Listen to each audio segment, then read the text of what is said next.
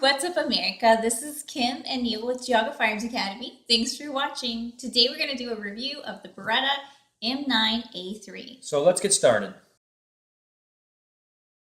Here we have the Beretta M9A3. The military first adopted the Beretta line in 1985, so that was like over 30 years ago. It's been around a long time, and as you guys know, it's now been replaced with the SIG P320. Another video about that. So let's get into the design here a little bit. For those of you who are die-hard Beretta fans, you're going to be very pleased with this particular gun.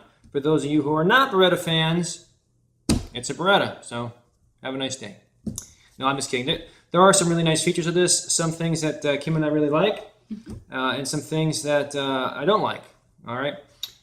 First of all, this has the open top design. So the concept here is, since there is no necessarily a hood over top, that the idea here is this is going to be more reliable. The debris and whatnot would have more room to get out. So that's very characteristics of the Beretta line, and certainly carries over into the 93 or the M9A3. One of the things that I find striking about this gun right out of the box is its colors. Would you agree? Yeah, they're really nice. I'm not when it comes to like striker fire guns, the any of them, Glocks, Springfield, Smith & Wesson, SIG, whatever.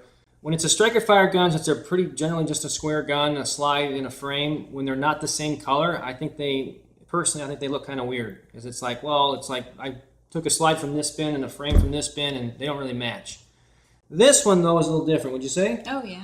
I mean, literally, the barrel is a little bit different color than the frame, slightly. The slide itself is more of a darker FDE. The grip on it is a different shade of tan or desert brown or whatever however you want to look at that. And I think that this gun, to me, looks more complete, like someone intentionally went and said, what colors look good together and would look good on a gun. And as far as appearance goes, right? Oh, it's really high quality. It's a sharp looking gun. All right. So let's get into some of the specs on it and delve in a little bit. The first thing we're going to look at is the coating on the magazines, and it's really nice. It's supposed to be made for working really well in a sandy environment. Mm-hmm. It's got like a metallic kind of feel to it. It's really, really, really smooth. Yeah. How do I describe it? And it's a 17 round, so that's definitely an increase from the 15s that we've known before.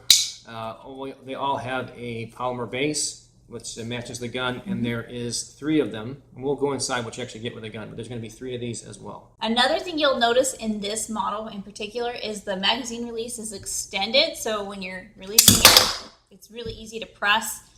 Not much work there. Yeah, you don't have to break your grip. So here I'll give you an example. Put your paw up there. So if you look at Kim's baby hands, right? If I put my hand at the base, there's a pretty big difference there. Which we'll talk about that as far as grips too.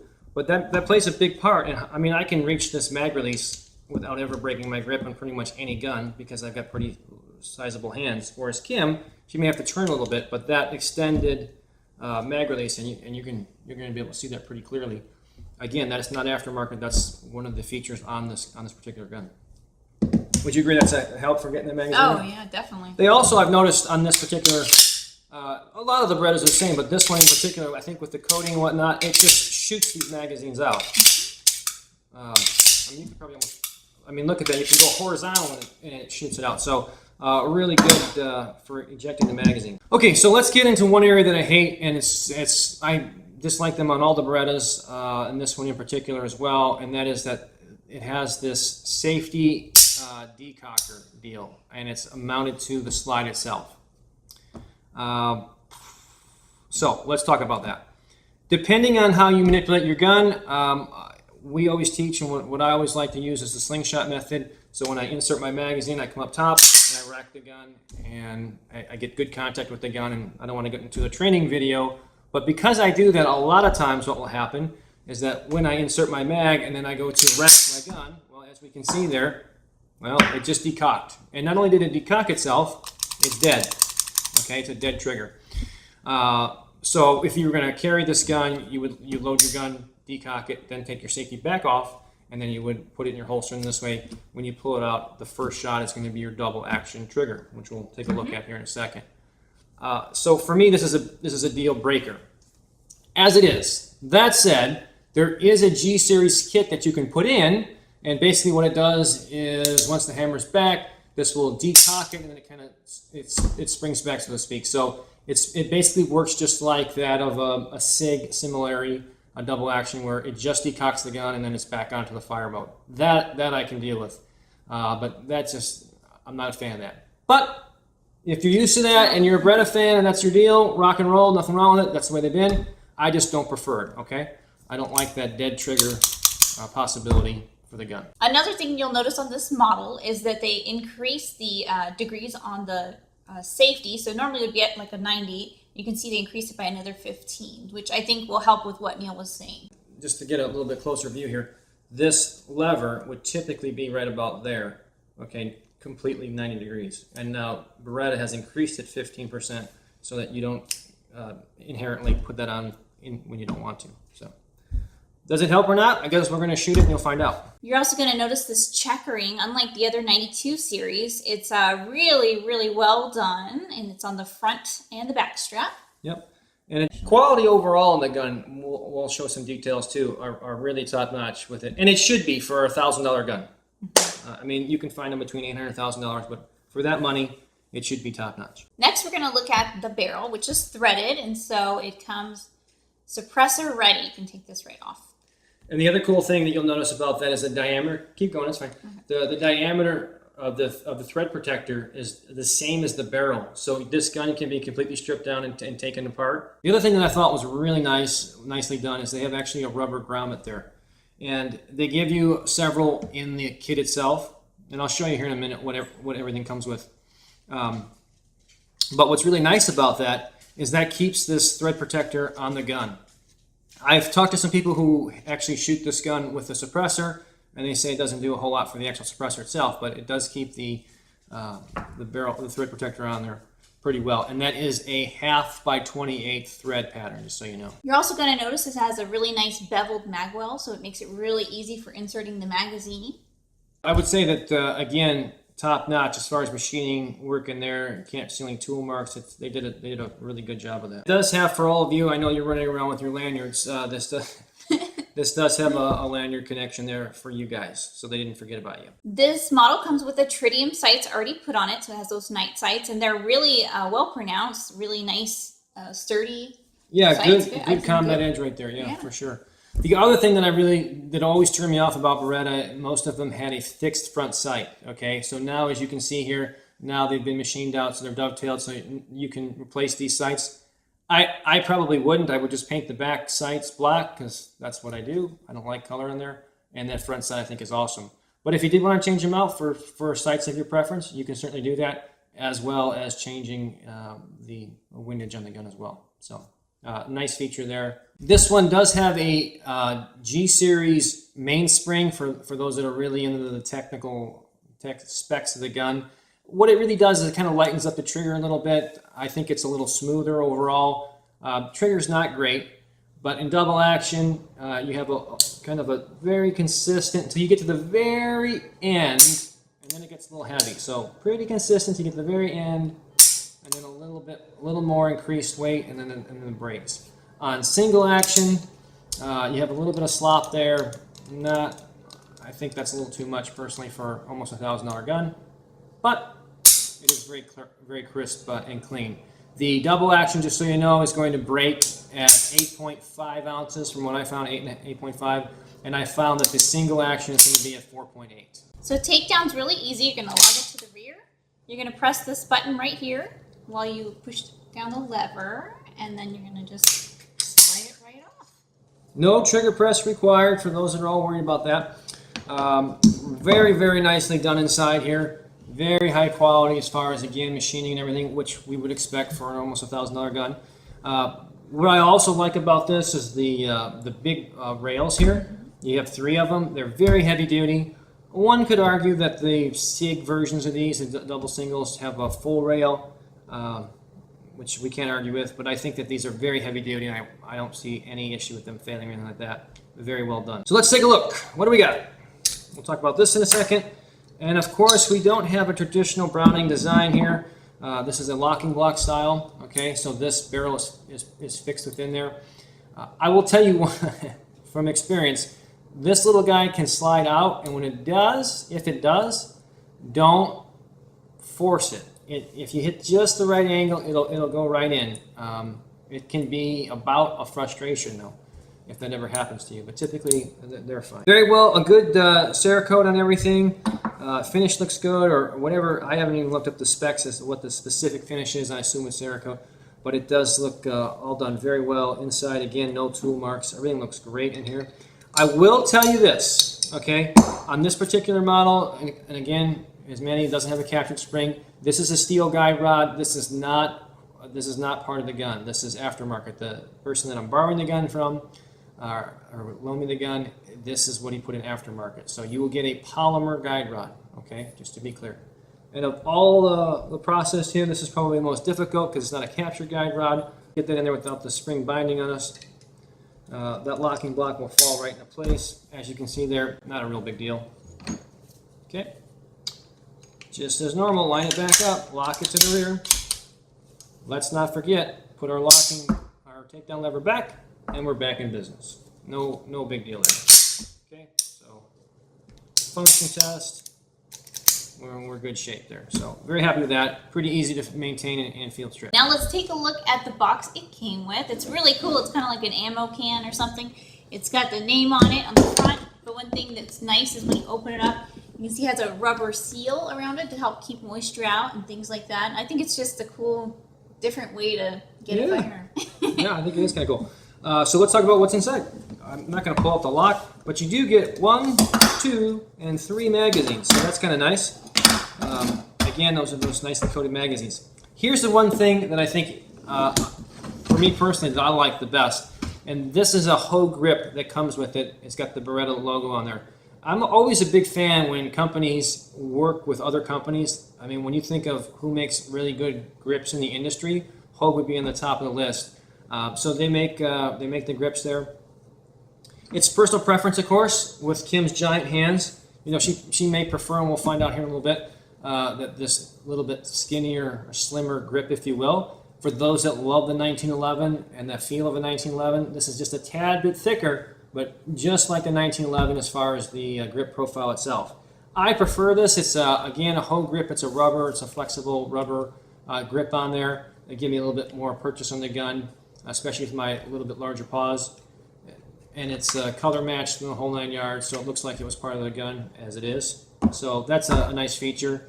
We'll shoot it without it and see what I think, but even without it, it does feel really nice in the hand. It's a solid, well-balanced gun. I would say, since I haven't felt it without the polymer guide rod, with that little bit of weight, the way it feels right now, that balance feels really good in my hand. So I would say that that's probably a worthwhile investment as far as the balance of the gun itself. So what are we going to do next, Kim? We're going to take it out and shoot it. We're going to, yes, the hard part of our job, working hard for you guys. As you can see here, this is where our company logo came from, clearly. This is Geauga, and he also helps us do the gun reviews. What do you think? You like it? If you like it, don't bark. There you go. He's approving. A couple things off the bat. I'm going to be using, people ask, kind of holsters and stuff. This is an omnivore. What's really nice about the omnivore, for someone like myself, or if you guys go to the range of different guns, it's really nice because I can just add this attachment piece to it, and I can now use any gun that has a holster, or I have another one that's for TLR1, and you just slap the line on and you're good to go. Okay, it's kind of a jack of all trades, master of none. It's not super great at any one thing, other than the fact that it is pretty good for holding a variety of guns. Today we're going to be shooting this S&B ammo, so we're going to be shooting some quality stuff. We're going to run some rounds through here and see what I think. So one of the things I always recommend with any gun that's new at the moment, I should say, whether it's new to you entirely or you were just shooting a Glock 17 and now you're going to switch to a Beretta, I always like to do some dry fire practice just to get used to the trigger. It's something that I highly recommend. Obviously there's going to be times when we want to do some cold shots where we just come out and shoot and see where we're at.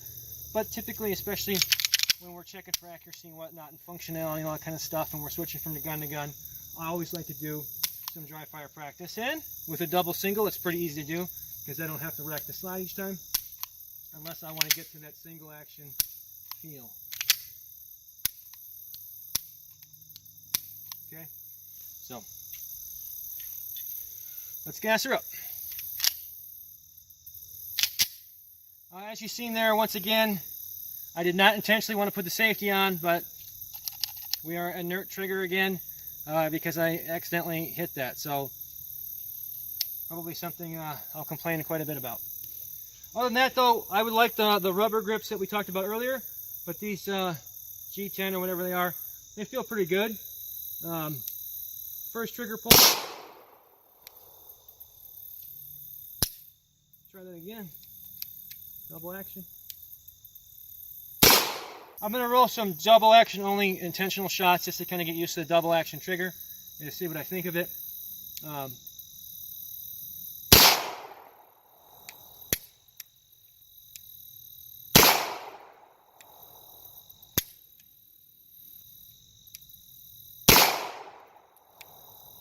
The one thing I can tell you that I'm not a big fan of is as the slide comes back, because my thumb tends to naturally ride a little higher, that safety lever decocker clips my thumb every time, so I got to consciously move it.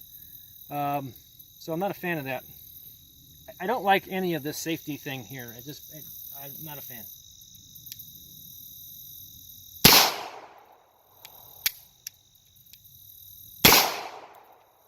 The gun is definitely accurate. Now we're going to go and do some double single as the gun was intended to do. Again, safety on. Oh, yeah, yeah. Okay.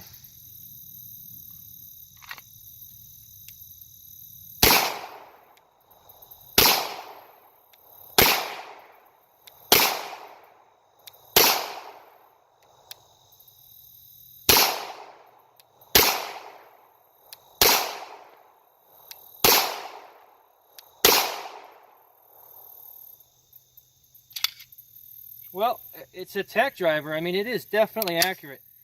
My main complaints is what I've been complaining about was just that safety is, I inadvertently typically always put it on. It hits my thumb. This would definitely never be a carry gun for me for that reason, because it's not intuitive at all. I would click that off. Hold on. To decock it, and I would probably forget to click it back up because no other guns I have would do that.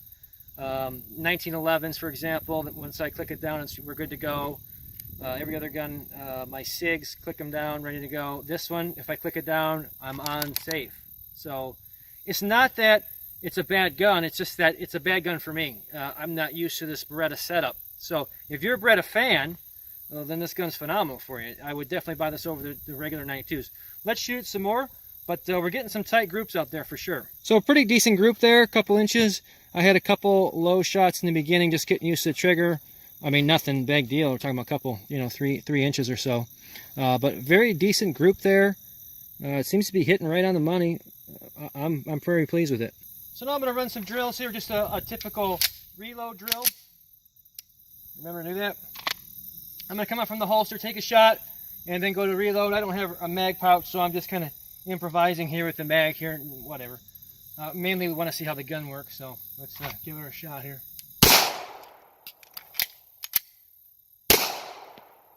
So I was pleased that time. Maybe I'm getting used to it, but I did not put the gun on safe that time. So upon racking, so very happy with that.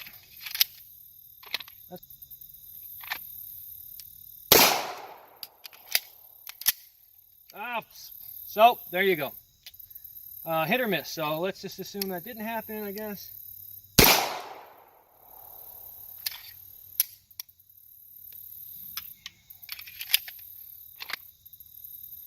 few more times here.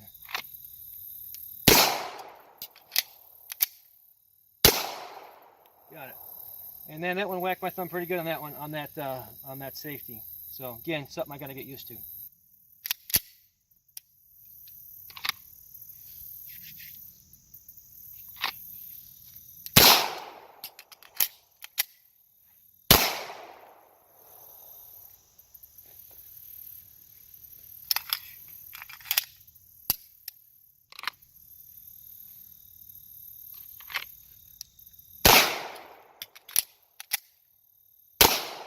All right, now I'm just going to try some rapid fire shots here. Just see how the gunman just recoil, the balance of the gun and so forth.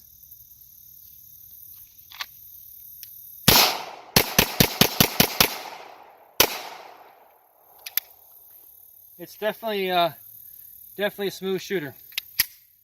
No qualms with accuracy whatsoever. All right, so we're about the 7-yard lines. We'll just run a little accuracy here. See how we fare with this guy.